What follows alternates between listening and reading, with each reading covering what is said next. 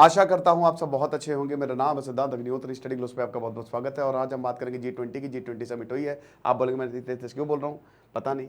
G20 summit हो गई है, नरेंद्र मोदी चले गए हैं, तो G20 की हम बात करेंगे। सुबह से G20 पे ही लेक्चर आ रहे हैं। अब आप बोर हो जाएंगे तो ये आखिरी लेक्चर है, अब हम नहीं करेंगे क्योंकि अब ये G21 हो गया है। तो हम हाईलाइट्स की बात करेंगे मस्त, ठीक है।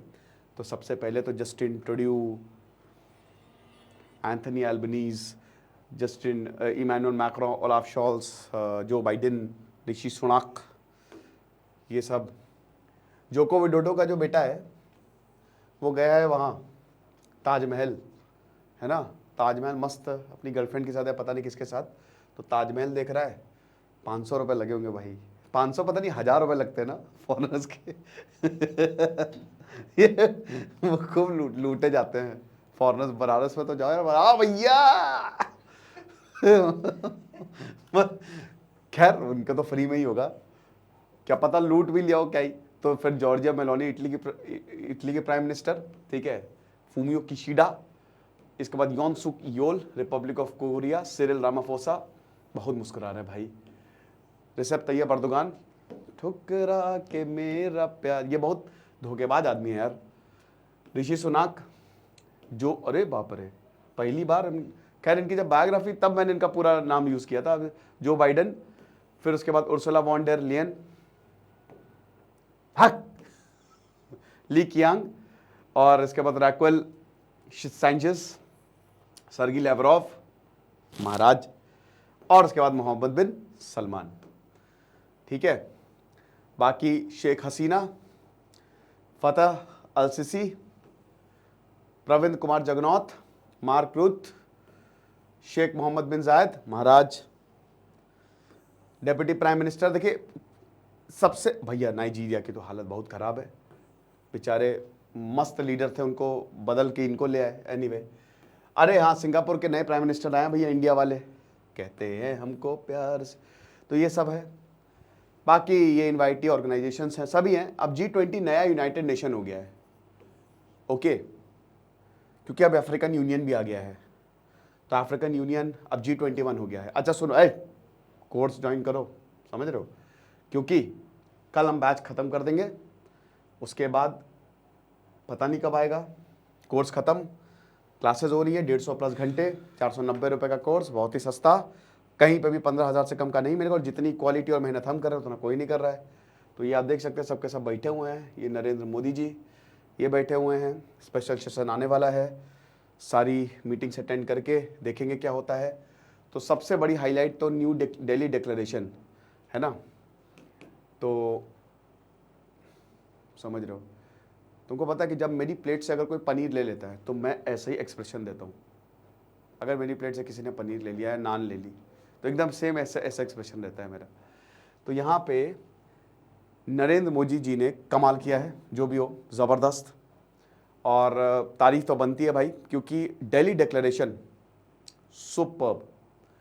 दिल्ली डिक्लेरेशन क्योंकि इस बार ये इसलिए इतना ज़रूरी है,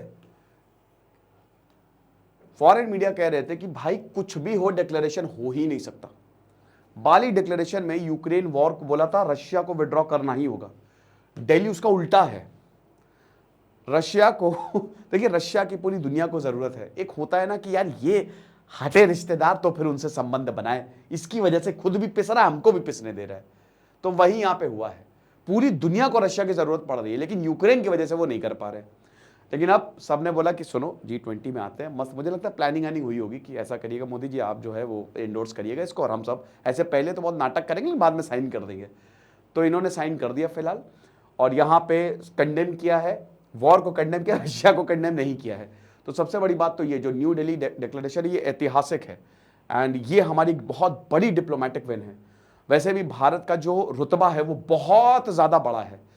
सबसे बड़ा मेरे लिए दो, सबसे बड़ा तो वही जो इंडिया, मिडिल ईस्ट और जो यूरोपियन यूनियन, वो जो मेगा इकोनॉमिक कॉरिडोर जो बनाया जा रहा है, सबसे बड़ा तो। दूसरा अफ्रीकन यूनियन और दिल्ली डिक्लेरेशन, इन तीनों ने कमाल कर दिया। अफ्रीकन यूनियन तो बहुत ही बढ़िया, ठीक है, असाली आसोमानी को बुलाया नरेंद्र मोदी ने और टेबल पे बिठाया, बहुत बढ़िया वो तो सीन्स थे। तो काफ़ी अच्छी रही G20 समिट, हमारे लिए तो बहुत बढ़िया रही। तो 5 की एरिया है। सबसे पहले तो भाई inclusive growth, progress, sustainable development goal पे होनी चाहिए, ग्रीन डेवलपमेंट, अभी रवि सर थोड़ी देर में इस पर लेक्चर करेंगे। फिर उसके बाद यदि वर्ड एक तो मुझसे नहीं बोला जाता है, मल्टीलेटरलिज्म माफ करके चलिए, मतलब दोबारा से मल्टीलेटरलिज्म को लेके आना है, हर कोई साथ में काम करेगा, लड़ाई लड़ाई माफ करो, तो हर एवरीवन विल वर्क टुगेदर और ट्रेड करेंगे, पैसा कमाएंगे, चाप के पैसा कमाएंगे। उसके बाद multilateral institutions for the 21st century, क्योंकि 21वीं सदी चल रही है, हालत बहुत ज़्यादा गंभीर है क्योंकि क्लाइमेट क्राइसिस यहाँ पे ऑलरेडी आ गया है। तो G21 अफ्रीकन यूनियन 55 देशों का समूह, बहुत ही इंपॉर्टेंट, 2002 में इसको बनाया गया। एडिस अबाबा जो कि इथियोपिया की कैपिटल है, उसमें इसका हेडक्वार्टर है। तो अफ्रीकन यूनियन को जो इन्होंने शामिल किया है, ये कमाल हुआ है। अफ्रीकन यूनियन का शामिल होना मतलब अब दुनिया में कुछ नहीं बचा, यानी कि अब यूनाइटेड नेशन के बाद सबसे पावरफुल ऑर्गेनाइजेशन ही हो गई है। यूनाइटेड नेशंस में क्या है, ये देखिए, अब यूएन के ज़्यादातर रेजोल्यूशन फेल, लेकिन यहाँ पे सारे बड़े देश आके रेजोल्यूशन लेते हैं, मस्त डिक्लेरेशन देते हैं, साइन करते हैं और उसके बाद बोलते हैं कि भैया साथ में काम करेंगे, सबका साथ सबका विकास। तो ये हमको G20 में देखने को मिला है। अब यहाँ पे अगर बात करते हैं तो देखो, जब भारत आता है ना कोई, तो सबकी आंखें चमक जाती है क्योंकि खूब घूमता है भारत। एक टूरिज्म तो है ही, टूरिस्ट प्लेस। मुझे लगता है कि भारत जो है, जैसे पहले के ज़माने में भारत हब हुआ करता था, उस समय का अमेरिका उससे भी ऊपर, तो हम उसको वैसे ही बना सकते हैं। तो उड़ीसा बहुत ही ज़्यादा खूबसूरत है, आपको पता ही है। तो यहाँ पे जो कोणार्क व्हील का रेप्लिका है, सन टेम्पल, यहाँ पे जब G20 के लीडर से उन्होंने हाथ मिलाया तो सब यही देख रहे थे, अरे बाप रे ये क्या है। तब नरेंद्र मोदी ने बोला, उड़ीसा हो बेटा, वहाँ पे तुमको एक एक चीज़ दिखाते, वासुदेव कुटुंबकम, ये theme, one earth one family, one earth one family one future, ठीक है। बाकी सबको वेलकम किया, हर कोई आया और काफ़ी वीडियो भी उसका वायरल हुआ है, ठीक है।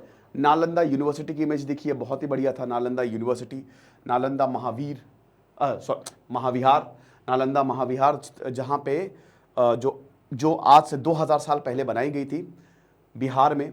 और इस महाविहार में आप ये समझिए कि जो हॉस्टल था, 3 फ्लोर का हॉस्टल, बख्तियार खिलजी ने इसको बर्बाद किया, 1.5 लाख से ज़्यादा स्मृतियाँ जलाई। नॉलेज सेंटर, यहाँ का दरबान आपसे इंटरव्यू लेता था। ग्रीस, जापान, मतलब साउथ ईस्ट एशिया, यूरोप, हर जगह से लोग यहाँ पे पढ़ने आते थे। अभी फिर से नालंदा में एडमिशन्स ओपन है। अब तो रुइंस ही आपको दिखेंगे। एक और यूनिवर्सिटी थी जहाँ पे हमारे चाणक्य पढ़ाते थे, आर्यभट्ट, तक्षशिला, ठीक है। तो पीएम मोदी, सबसे बड़ी बात यह है कि जो ग्लोबल, देखिए 2-3 तो सबसे बड़ी बात है, तो मेगा इकोनॉमिक कॉरिडोर, सबसे बड़ी बात कि जो हमने मेगा इकोनॉमिक कॉरिडोर खोला है, ये कमाल किया है। उसके बाद फिर ग्लोबल बायोफ्यूल अलायंस जो हमने की है, ये बहुत ही ज़्यादा ज़रूरी है। इसमें देखो, हमको बायोफ्यूल्स की तरफ जाना है, हम सबको पता है, क्योंकि इस अलायंस में अभी तक 19 देश और 12 इंटरनेशनल ऑर्गेनाइजेशन ने इसको ज्वाइन कर दिया है। तो ये क्या है, ये बेसिकली कर्ब करेगा क्लाइमेट चेंज को, जो ग्रीन हाउस गैसेज हैं। अब ग्रीन एनर्जी पे बात हो रही है, तो उस पर हम इस पे जो है वो बहुत ज़्यादा हम जो है वो बल देने वाले हैं, ठीक है। तो ये चीज़ है। कार्बन की बात हो रही है, कार्बन को हमको ख़त्म करना, 2030 तक जो ग्रीन एनर्जी है उसको हमको ट्रिपल करना है, ठीक है। फिर उसके बाद क्लाइमेट चेंज, क्लाइमेट फाइनेंसिंग की बात की है यहाँ पे कि बनाओ, एक फंड बनाओ प्रॉपर तरीके का, billions and billions of dollars उसमें डालो, और उसके बाद फिर हम क्लाइमेट से लड़ें, ठीक है। क्योंकि क्लाइमेट चेंज, आप कल मैंने एक लेक्चर लिया था, 17 डिग्री सेल्सियस टेम्परेचर हो गया है लैंड का, और जो समुद्र है, मतलब आप ये समझिए कि अभी तक का सबसे हाईएस्ट टेम्परेचर हमको देखने को मिला है। 1.5 डिग्री सेल्सियस ऑलरेडी हो गया है, तो वैसे भी रिवर्सेबल है।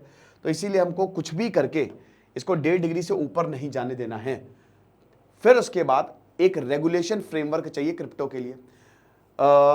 यहाँ पे एमडीबी की बात की, ठीक है, रेगुलेटिंग बैंक्स, दुनिया के डेट की बात की कि कर्जा बढ़ रहा है, वर्ल्ड बैंक की बात की कि भाई देखो कैपिटल एडिक्वेसी फ्रेमवर्क बनाना ज़रूरी है, कर्जा बढ़ रहा है, बैंक डूब रहे हैं, हमको एक बैंक चाहिए, या जो बैंक है उसका प्रॉपर रेगुलेशन चाहिए ताकि सब कुछ बहुत अच्छे से होता रहे, ठीक है। तो इसकी बात हुई है।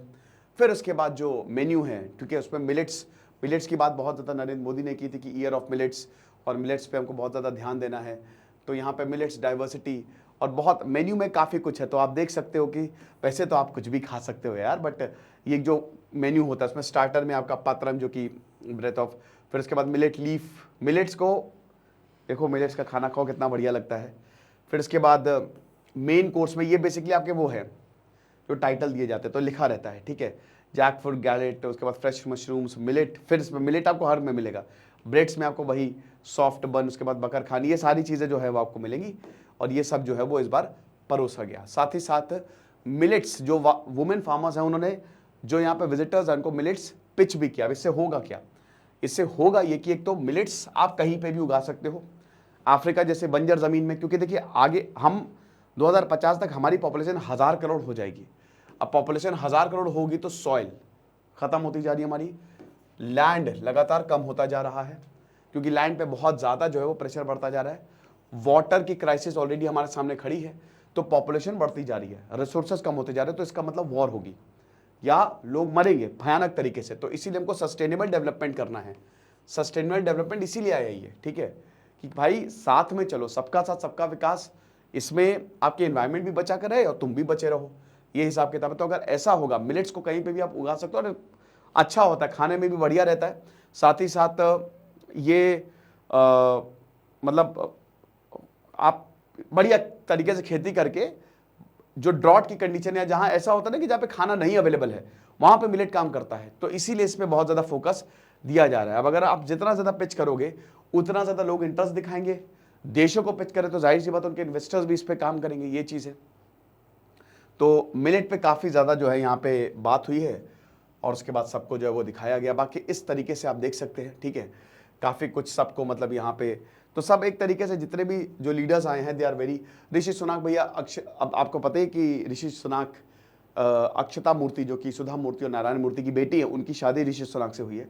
तो अक्षरधाम मंदिर गए, ठीक है, बारिश वारिश हो रही है वहाँ पे, आपको पता है दिल्ली में, तो थोड़ा सा ब्रेक लिया। देखिए मैंने क्या बताया कि यहाँ पे सब घूमने ज़्यादा आ रहे हैं खैर लीडर्स तो है ही हैं, ठीक है। और ऋषि सुनाक, क्या बात, सिद्धार्थ मल्होत्रा नहीं लगता आपको कुछ? तो ये चीज़ है। तो ये कुछ इंपॉर्टेंट हाईलाइट्स थी काफ़ी ज़्यादा यहाँ पे। बेसिकली जो इंपॉर्टेंट बात हुई है उसमें मेगा कॉरिडोर आया है और आपका ये बहुत बड़ी भारत की जीत है, ठीक है। दिल्ली डिक्लेरेशन में तो कमाल ही किया, वो तो बहुत बड़ी, मतलब वो तो कोई एक्सपेक्ट ही नहीं कर रहा था और मुझे भी थोड़ा सा मुश्किल लग रहा था। भाई देखो जैसा माहौल बनता है वैसे ही हम लोग बात करते हैं, पर दिल्ली डिक्लेरेशन अडॉप्ट हुआ, दैट इज सुपर्ब, ठीक है। और उसके बाद फिर आपका जो क्लाइमेट चेंज पे बात हुई है, ठीक है, जो रेगुलेशन ऑफ बैंक्स पे बात हुई है, जो क्रिप्टो पे बात हुई है, जो इंफ्रास्ट्रक्चर और आपका कम्युनिकेशंस पे बात हुई है, ये भी बहुत ज़्यादा इंपॉर्टेंट रहा। और सबसे बड़ी बात, अफ्रीकन यूनियन आ गया है। तो ये कुछ हाइलाइट्स थी इस बार के G20 सम्मेलन में। तो ये लेक्चर था, आपको समझ में आया होगा। खुश रहे, पढ़ते रहे। दिस इज सिद्धांत अग्निहोत्री, साइनिंग ऑफ।